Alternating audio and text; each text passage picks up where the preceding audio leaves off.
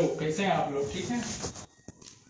आज हम लोग अपने इतिहास की यात्रा को थोड़ा आगे बढ़ाते हैं और प्राचीन भारत से निकल करके अब हम लोग धीरे धीरे मध्यकाल की तरफ चलते हैं।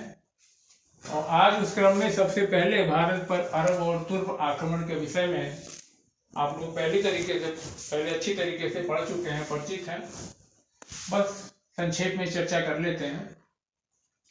8वीं शताब्दी में तक आते आते प्राचीन भारत का धीरे धीरे अवसान होने लगता है और इसके आगे जो है मध्यकाल का प्रारंभ होता है। और 8वीं सदी से लेकर के 13वीं सदी तक, 8वीं सदी से लेकर 13वीं सदी के समय को प्रारंभिक मध्यकाल कहा जाता है। प्रारंभिक मध्यकाल के नाम से डिनोट किया जाता है 8वीं सदी से 13वीं सदी तक। और इस दौरान आप जानते हैं कि तमाम राजनीतिक बदलाव हो रहे थे और आर्थिक बदलाव हुए। तो पॉलिटिकल इकोनॉमिक कंडीशन में जो चेंजेस आई, उनके चलते समाज में, रहन सहन में, भाषा में, बोली में, इन सारी चीजों में भी बहुत व्यापक बदलाव आया।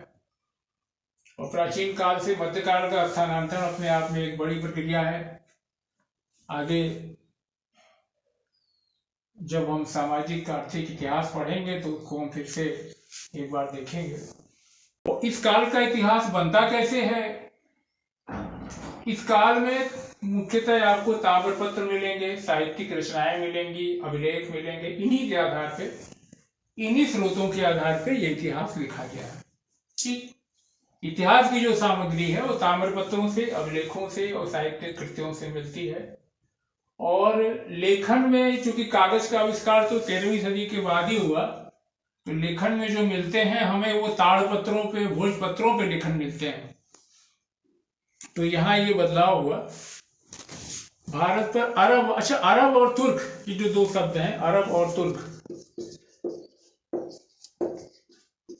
ये अरबी बोलने वाले को अरब और तुर्की बोलने वाले को तुर्क, सामान्य भाषा में।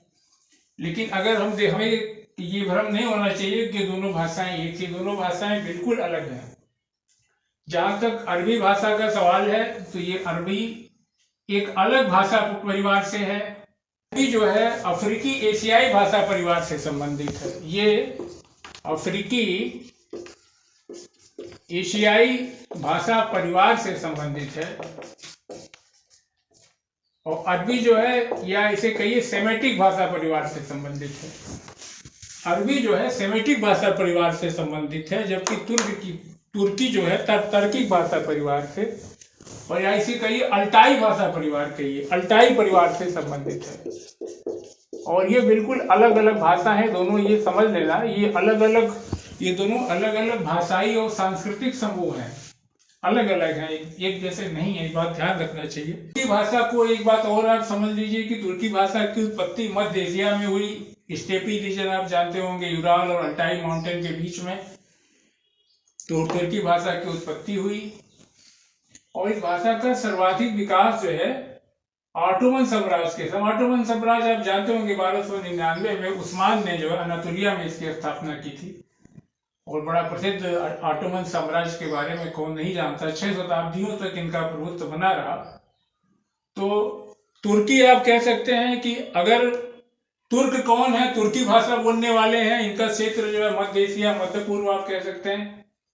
और या ये कहें कि तुर्की भाषा आप बाल्कन से लेकर के पूर्वी साइबेरिया तक, इधर पश्चिमी चाइना में जो ये लोग रहते हैं जो तुर्की भाषा बोलते हैं, जिनकी प्रमुख भाषा तुर्की है, उनको आप तुर्क कह सकते हैं। इसी तरीके से क्या कहते हैं आपका कि अरब में, अरबी मतलब अरब, और उत्तरी अफ्रीका में जो लोग रहते हैं और प्रधानतः अरबी भाषा बोलते हैं, उन्हें आप अरब कहिए। तो अरब और तुर्कों के आक्रमण, ये दोनों अलग अलग हैं, इनको अलग समझिएगा। अरबी बोलने वाले अरब और तुर्की बोलने वाले तुर्क, ये दोनों अलग अलग हैं, दोनों अलग भाषा परिवार हैं। क्षेत्र की बात जहां तक है तो अरब बता दिया। ये अरब मतलब अरब प्रायद्वीप, अरब पेनिनसुला और उत्तरी अफ्रीका के रहने वाले लोग जो प्रधानतः अरबी भाषा बोलते हैं वो अरब हो गए। और इसी तरीके से तुर्क जब बाल्कन से लेकर के पूर्वी साइबेरिया, इधर पश्चिमी चाइना में ऐसे लोग जो कि मध्य एशिया में उत्पन्न होने वाली भाषा जो अल्टाई परिवार से संबंधित है, तो तुर्की प्रधानता है उसका इस्तेमाल करते हैं, वो तुर्क हुए। अपने टॉपिक पे हम आते हैं कि भारत पर अरब और तुर्कों का आक्रमण। तो ये अलग अलग है, पहले हम अरबों की बात करते हैं। जहां तक अरबों का सवाल है तो भारत पे आक्रमण करने वाला पहला अरब जो है मोहम्मद बिन कासिम था, मोहम्मद बिन कासिम MBQ। और ये आप जानते हैं कि 712 AD में 712 AD में सबसे पहले मोहम्मद बिन कासिम ने भारत पे आक्रमण किया और सिंध पे आक्रमण किया। उस समय वहां का राजा कौन था? सिंध का राजा उस समय दाहिर थे, दाहिर राजा थे। और वहां देवल पोर्ट है, उन्होंने जो है देवल पोर्ट जो कि थट्टा के पास है। मोहम्मद बिन कासिम कौन था? मोहम्मद बिन कासिम जो है बसरा के गवर्नर थे। अल हज्जाज नाम था उनका, अल हज्जाज का आर्मी कमांडर था। आपको कोई पूछे कि ये मोहम्मद बिन MBQ साहब ये थे कौन, ये जानिए बसरा के गवर्नर थे अल हज्जाज साहब। अल हज्जाज साहब का ये मिलिट्री कमांडर था।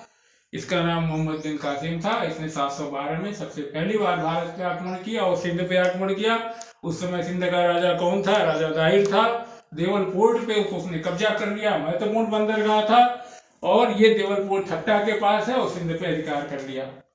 लेकिन राजस्थान के शासकों ने कड़ा प्रतिरोध किया और उनको भीतर घुसने नहीं दिया। तो मोहम्मद बिन कासिम वहीं सिंध में सेटल हुए और सिंध में उन्होंने अपनी सेटलमेंट बनाई, बस्तियां बसाई और वहीं से उन्होंने भारत के साथ जो एशिया का व्यापार होता था उसी में वो शामिल हो गए, व्यापार करने लगे। संक्षेप में यही कहानी है अरबों की। इतिहास में तो बहुत कुछ है, आप पढ़िएगा। अरबों के यहाँ आक्रमण का असर ये हुआ सिंध में कि सबसे पहले अरबों ने ही जो है इस्लाम धर्म को भारत में लाने का श्रेय अरबों को ही जाता है। और अरबों के आने के बाद सिंध में ऊँटों का प्रयोग खूब हुआ, ऊँट पालना लोग शुरू किए और वहां से ये खजूर की खेती लाए थे। खजूर का पौधा लाए थे तो सिंध में खजूर की खेती शुरू हो गई। ऊँट लाए, ऊँटों से यातायात शुरू हो गया, ऊँटों को लोग पालने लगे। दिरहम नामक जो है सिक्का चलाया, ये सारे परिवर्तन हुए। और ये जो युद्ध हुआ दाहिर के साथ, इस पे देवल पोर्ट ने कब्जा किया मोहम्मद बिन कासिम पे, उस युद्ध को हम रावण का युद्ध कहते हैं। कभी अगर ये प्रश्न हो कि रावण का युद्ध कौन था तो बिल्कुल कंफ्यूज नहीं होने का। रावण युद्ध यही युद्ध है कि मोहम्मद बिन कासिम ने दाहिर को पराजित करके देवल बंदरगाह जो थट्टा के पास है पे कब्जा किया था। यही युद्ध जो है जिसमें कि दादा दाहिर पराजित हुए थे, वही रावण का भी युद्ध है। और इसके व्यापक परिणाम हुए। इस्लाम धर्म भारत में आया, भारत की भाषा, संस्कृत, खान पान, रहन सहन का सारा तरीका धीरे धीरे बदला। तमाम चीज़ों को भारत में आत्मसात किया, तमाम चीज़ों को जो जैसा संस्कृति में आदान प्रदान होता है, दोनों की संस्कृति का आदान प्रदान हुआ, वो आगे वाली चर्चा का विषय होगा। और अब हम पढ़ते हैं तुर्कों के आक्रमण के बारे में। तुर्क आक्रमण 1000 से लेकर 1200 AD के बीच में पश्चिम एशिया, मध्य एशिया और उत्तर भारत में जो बदलाव हुए, तेजी से बदलाव हुए, उसका परिणाम ये हुआ कि तुर्कों ने अपने सैनिक शक्ति के बल पे भारत में प्रवेश किया। अब भारत में प्रवेश करने की इनकी कहानी शुरू करने के पहले क्या कहते हैं कि गजनवी वंश के बारे में जान लेना जरूरी है। गजनवी का नाम सुनते ही महमूद गजनवी का नाम आ जाता है? तो सबसे पहले ये जाने कि 9वीं शताब्दी के अंत में खुरासन, ट्रांसऑक्सियाना और एक भाग ईरान के कुछ भाग में सामानियों का शासन था। सामान जानते हैं, सामान, गुड्स, वही सामानियों का शासन था। और उसी सामानियों शासन के एक सूबेदार थे और तुर्क गुलाम स्लेव। उनका नाम क्या था? अलप्तगिन था उनका नाम, अलप्तगिन। और इसके बाद जो है सुबुक्तगिन हुए। और इसके बाद जो है हुए आपके मोहम्मद गजनवी। मोहम्मद नहीं है ये, महमूद है, ये हुए महमूद गजनवी। महमूद गजनवी साहब। तो अलप्तगिन जो है ये एक तुर्क गुलाम था और सूबेदार थे ये सामानियों के। इन्होंने भी अपने अनुकूल स्थिति देख करके और गजनी को राजधानी बना करके एक स्वतंत्र राज्य स्थापित कर लिया और वहाँ से जो है ये लोग आगे बढ़े। और अलप्तगिन ने जो है गजनवी साम्राज्य की, गजनवी वंश की स्थापना अलप्तगिन ने की थी। ये इसके संस्थापक थे। और सुबुक्तगिन जो है गुलाम थे और इनके दामाद थे अलप्तगिन के, सन-इन-लॉ थे। और सुबुक्तगिन साहब, और सुबुक्तगिन ने सबसे पहले भारत पे आक्रमण किया। पहले तुर्क भारत पे जो आक्रमण किए ये सुबुक्तगिन थे। और कहाँ आक्रमण किया इन्होंने आक्रमण किया हिंदू शाही वंश पे आक्रमण किया। ये जयपाल राजा थे। हिंदू शाही वंश की राजधानी वहिंद थी। ये वहिंद पेशावर के पास है। और अगर आप जानना चाहें कि हिंदू शाही वंश कहाँ था, तो हिंदू शाही वंश जो है आज का आपका ये वो पश्चिमी पाकिस्तान, अफगानिस्तान, यानी पेशावर और पंजाब का हिस्सा जो था वही जो है आपका हिंदू शाही वंश था, जहाँ की जयपाल राजा थे जहाँ के। और सबसे पहले तुर्क जिन्होंने भारत पे आक्रमण किया वो सुबुक्तगिन थे, यानी अलप्तगिन के दामाद सुबुक्तगिन। और इनके साथ इनके बेटे महमूद गजनवी साहब भी आए थे, ये ध्यान रखने की चीज़ है। तो पहली बार आक्रमण किया तुर्क सुबुक्तगिन की, गजनवी साम्राज्य के संस्थापक, इनके ससुर अलप्तगिन थे, ठीक। और इन्होंने क्या किया, सुबुक्तगिन ने जो है, इन्होंने उस समय का जो जलालाबाद था, जलालाबाद और काबुल, यही नहीं, इन्होंने जलालाबाद और काबुल को गजनी में मिला लिया सुबुक्तगिन ने। और यहाँ आकर के जो है पेशावर और पंजाब, यानी पश्चिमी आपका आज का पाकिस्तान, अफगानिस्तान में स्थित हिंदू शाही वंश पे आक्रमण किया। और जयपाल राजा पराजित हुए, तो उनको अरेस्ट कर लिया गया, बंदी बना लिया गया। अब बंदी होने के बाद जो है बाद में उनको हुआ कि भाई कुछ हाथी दिया, कुछ धन दौलत दी, तो लूट मार करने के लिए यहाँ ध्यान रखना जरूरी है कि ये महमूद गजनवी का भारत पे आक्रमण जो है किसी धार्मिक विस्तार के चलते नहीं था। ये सब तो आपस में खुद ही इनके इतने फिरके थे कि अलग अलग लड़ा करते थे इस्लाम। ये देखिए, ये दोनों बताया आपको, ये बहरा के दोनों अलग अलग भाषाई और सांस्कृतिक लोग हैं। ये भी आपस में सत्ता के लिए लड़ा करते थे, ये मान लेना। तो हाँ, लेकिन जाहिर सी बात है कि ये इसका जो धर्म रहता है अपने धर्म को जो है वो प्रश्रय देता ही है।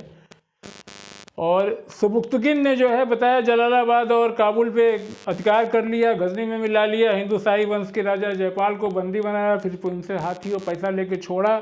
लेकिन जयपाल को इतना इंसल्ट हुआ, इतनी बेइज्जती हुई कि जयपाल साहब जो है उन्होंने जलती आग में कूद करके आत्महत्या कर ली। कभी इस तरह का प्रश्न उठता है कि वो कौन सा राजा था जिसने आग में कूद के आत्महत्या कर ली, तो एक उसमें जयपाल जी भी हैं, याद रखिएगा। हिंदू शाही वंश, इनकी राजधानी पेशावर के पास वहिंद थी, ठीक। इसके बाद सुबुक्तगिन के बेटे थे ये, इनकी महमूद गजनवी ने पहले तो तुर्क हैं जिन्होंने सुल्तान की उपाधि धारण की। सुल्तान की उपाधि आप जानते हैं कि खलीफा ही देते हैं, तो ये पहले तुर्क थे जिन्होंने कि सुल्तान की उपाधि धारण की। ये 1030 तक रहे, जो कि राजा बने थे अपने पिता सुबुक्तगिन के मरने के बाद। भारत पे 17 बार आक्रमण किए, इसी के लिए जाने जाते हैं। 16वां आक्रमण इनका सोमनाथ का आक्रमण था। और महमूद गजनवी के बाद जो है सेल्जुकों ने, इनके ख़त्म होने के बाद सेल्जुकों ने अपने नए साम्राज्य की स्थापना की।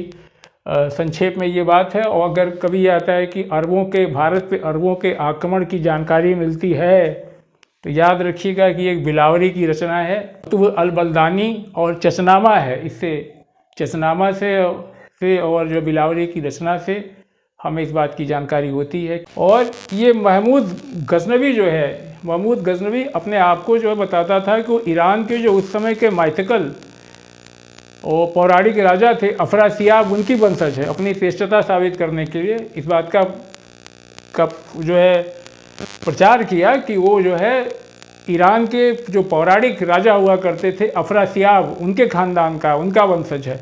और महमूद गजनवी ने कुल 17 बार आक्रमण किए। इसमें 16वां आक्रमण सोमनाथ का आक्रमण था, जो बड़ा ही प्रसिद्ध और विध्वंसकारी था। और अगर आप इनके 17 आक्रमणों की संक्षेप में चर्चा थोड़ा जानना चाहेंगे तो अवगत करा दूं कि 1001 में सबसे पहले तो हिंदू शाही वंश जयपाल के विरुद्ध इन्होंने लड़ाई लड़ी। जयपाल बताया पराजित हुए और अपने युद्ध से पराजय के कारण उन्होंने आग में कूद करके आत्महत्या कर ली। उसके बाद से एक महत्वपूर्ण युद्ध इनका 1003 में है, जो भेरा की विजय मानी जाती है। भेरा झेलम के तट पे स्थित था। वहाँ इन्होंने काफ़ी, महमूद गजनवी ने वहाँ काफ़ी क्रूरता मचाई और लूटपाट किया। उसके बाद वापस ढेर सारी संपदा गजनी लेके गए। 2006 में इन्होंने मुल्तान पे आक्रमण किया, वहाँ के राजा आनंदपाल थे, उनको पराजित किया। और 2008 में फिर इन्होंने मुल्तान पे द्वितीय आक्रमण किया। वैसा हुआ कि जो वहाँ उन्होंने वहाँ का मुल्तान का गवर्नर बना दिया सुखपाल को। और सुखपाल साहब ने क्या किया कि वो बाद में तो इस्लाम में, शुरू में इस्लाम में कन्वर्ट हो गए और वहाँ के गवर्नर बन गए। लेकिन कुछ समय के बाद उन्होंने फिर अपने धर्म में वापसी की और उन्होंने फिर से अपने स्वतंत्रता की घोषणा कर दी। तो ये खबर जब लगी महमूद गजनवी साहब को, तो उन्होंने फिर सुल्तान पे जो है मुल्तान पे फिर उन्होंने मुल्तान पे जो है द्वितीय आक्रमण किया। तो 1008 मुल्तान द्वितीय आक्रमण और 1014 में थानेश्वर पे आक्रमण किया 1014 में। और 1015 में जो कश्मीर पे इन्होंने आक्रमण किया वो बड़ा प्रसिद्ध आक्रमण इसलिए है कि वहाँ पे लोहार वंश की रानी विद्या वहाँ की शासिका थी और उन्होंने जम के लोहा लिया। कहा जाता है कि मौसम खराब था, जो भी रहा हो, पहली बार भारत के भूमि पे महमूद गजनी साहब पराजित हुए और उसका कारण बनी एक रानी, कश्मीर की रानी, जो लोहार वंश की शासिका थी, रानी विद्या। ये ध्यान रखने की बात है। कभी आता है कि महमूद गजनवी भारत में पराजित हुआ एक बार, किससे हुआ, तो ये लोहार वंश की रानी विद्या थी कश्मीर के युद्ध में 1015 में लोहार वंश की रानी थी रानी विद्या कश्मीर के। इन्होंने सबसे पहले जो है भारत की भूमि पे महमूद गजनवी को पराजित किया। कभी इस तरह का प्रश्न आता है कि भारत की भूमि पे सबसे पहली बार या भारत के भूमि पे महमूद गजनी पराजित हुआ था, तो 1015 में कश्मीर में लोहार वंश की शासिका रानी विद्या थी। फिर एक कन्नौज पे आक्रमण किया, फिर मथुरा और वृंदावन पे आक्रमण किया, बड़ा विध्वंसकारी रहा। वहाँ पूरी तरीके से मंदिरों को तोड़ फोड़ डाला गया। और 1020 में जो है विद्याधर थे, ये बुंदेलखंड पे आक्रमण किया, वहाँ के शासक विद्याधर थे। 1020 में उन्होंने आक्रमण किया बुंदेलखंड पे, वहाँ के राजा विद्याधर थे, उन्होंने पराजित किया, वहाँ से भाग गए, उनको पराजित किया और भाग गए। 1022 में जो इसी तरीके से कलिंजर लूट के नाम से जाना जाता है 1022। कलिंजर लूट में ये था कि राजा को क्या था कि वो आक्रमण करके वहाँ गजनी से आके, कलिंजर तो रह नहीं सकता था, वो अपना एक प्रतिनिधि नियुक्त कर देते थे और उनसे ढेर सारा मालू असबाब लेके अपने यहाँ वापस चले जाते थे। तो कलिंगर, इसको जो है कलिंजर की लूट के नाम से ही जाना जाता है। 1022 में यहाँ के शासक ने अधीनता स्वीकार कर ली और ढेर सारा सामान जो है, भाई कहा हम ज़्यादा लड़ाई खर्चा हमको दो। कहा नहीं ठीक, हम अधीनता स्वीकार कर ले रहे हैं, यहाँ मतलब आपके प्रतिनिधि के रूप में शासन करेंगे। और कहेंगे इतना खर्चा वर्चा हुआ, इसका क्या होगा, खर्चा वर्चा ले लो साहब, क्या करेंगे। तो युद्ध के हर जाने के रूप में, कंपेंसेशन के रूप में, वार कंपेंसेशन के रूप में आज भी होता है। आज भी अंतर्राष्ट्रीय राजनीति में आप देखते होंगे कि जो है युद्ध हर जाने के रूप में धनराशियाँ वसूली जाती हैं। तो युद्ध हर जाने के रूप में 1022 में लिया। और 1025 में सबसे महत्वपूर्ण युद्ध है सोमनाथ का युद्ध। सोमनाथ का युद्ध जो बड़ा ही विध्वंसकारी था और बड़ा प्रसिद्ध है, जिसमें कठियावाड़ा के शासक थे, उनका नाम जान लीजिए जरूर से, भीमदेव थे। कठियावाड़ा के शासक भीमदेव थे। ये साहब बस उनके महमूद गजनवी के आते ही भाग खड़े हुए और महमूद गजनवी ने वहाँ भगवान शिव के मंदिर में काफ़ी लूटपाट मचाया, उपद्रव किया। वहाँ से ढेर सारा स्वर्ण आभूषण और धन संपदा सब गजनी लेके गया। 16वां आक्रमण था सोमनाथ का। यहाँ तो कुल 17 आक्रमण है, 16वां जो है सोमनाथ से आक्रमण था। ठीक, कभी अगर ये प्रश्न आता है कि मोहम्मद गजनवी ने कुल आक्रमण किए कितने, तो 17 सोमनाथ पे किया गया आक्रमण था, पहला, दूसरा, तीसरा, 7वां, 14वां, 16वां आक्रमण था। ये संक्षेप में बात हो गई। अगर महमूद गजनवी की बात हो और अलबर्नी की बात न हो तो फिर जो है बात अधूरी रह जाएगी। अलबर्नी की एक महत्वपूर्ण कृति है, आप जानते होंगे, किताब उल हिंद। इसे तहकीके हिंद भी कहा जाता है। एक तरीके से कहिए कि ये भारत का इतिहास है। अलबर्नी के बारे में जाने तो अलबर्नी जो है ख्वारिज्म एक जगह है। क्या जगह? ख्वारिज्म। ख्वारिज्म ये उज्बेकिस्तान में है, वहाँ पे उनका जन्म हुआ था 10वीं शताब्दी में। 973 AD में उनका जन्म हुआ था।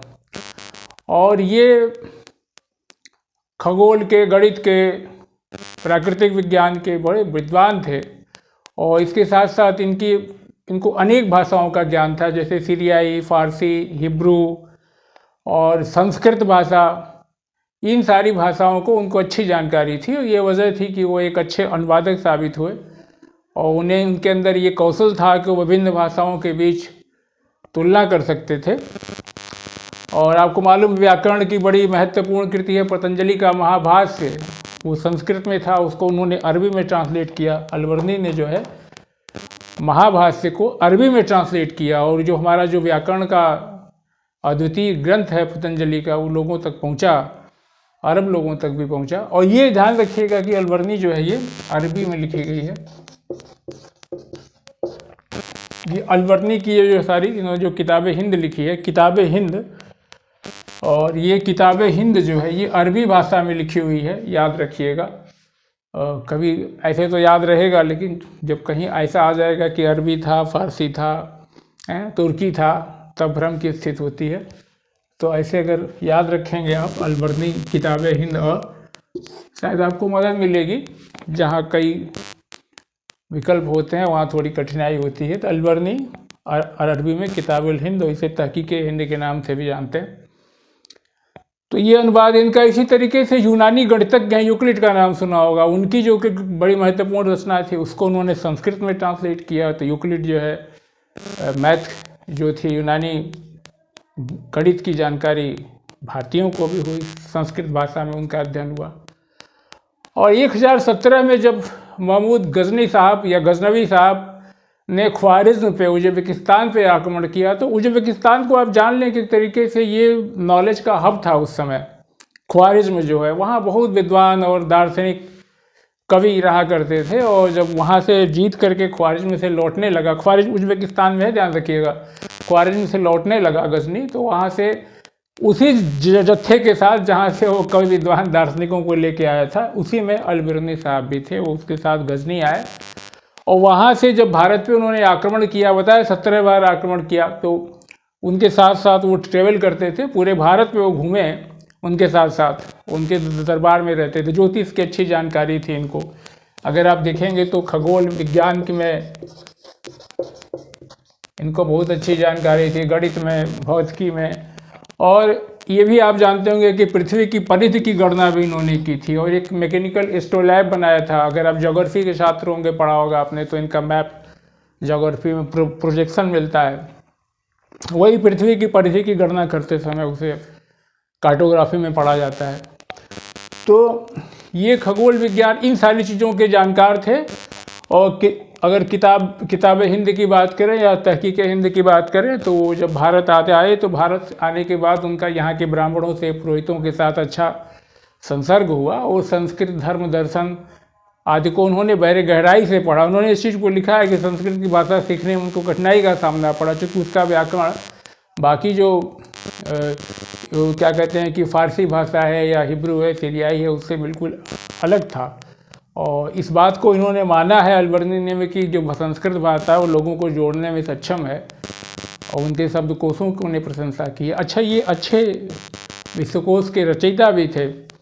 और अपने भ्रमण के दौरान इन्होंने जो कुछ भी चीज़ें देखी भारत में आकर के, भारतीय दर्शन के बारे में, विज्ञान के बारे में, कला के बारे में, सामाजिक जनजीवन के बारे में, कानून के बारे में, नीति के बारे में, मूर्ति कला के बारे में, माप तौल के बारे में, ये तमाम चीज़ें जो उन्होंने देखी उन्हीं को उन्होंने भारत में किताबुल हिंद में दर्ज किया है।